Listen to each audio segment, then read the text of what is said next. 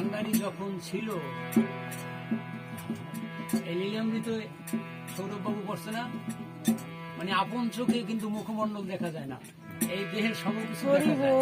ওই লীলামৃতের ফাঁকে কিন্তু পড়ছে, মানে আপনার চোখে আপনার এই মুখমণ্ডল দেখা যায় না। বিষয়টা কি, এই দেহের কিন্তু সবচেয়ে যত্ন করে এই মুখমণ্ডলের, কিন্তু চোখ দ্বারা কিন্তু এইটাকেই দেখা যায় না, আসলে কিন্তু সবই দেখা যায়। তদ্রূপ এই মুখমণ্ডল দেখতে হলে কি আয়না বা দর্পণের দরকার।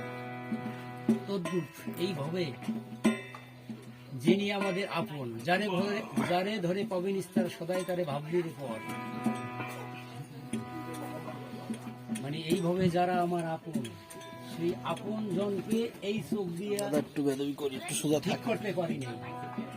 এই জন্যই শেষে যে বলা লাগছে, এই তরির কান্নারি মিলে না। প্রথমত আপন কারা, তিন গুরু ঐক্য হয়ে অষ্টাদশ রসে সাদের ঘর গড়াইয়ে দিয়েছে। তিন গুরুকে পিতামাতা পরম। আমরা পিতামাতাকে কিন্তু যত্ন করি না। পিতামাতা গাছের গোড়া, হরি গাছের ফল, গোড়া থুয়ে তোরা কেন আগায়।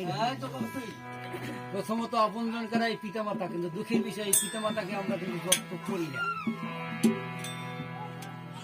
বিভিন্ন ভাবে দেখা যায়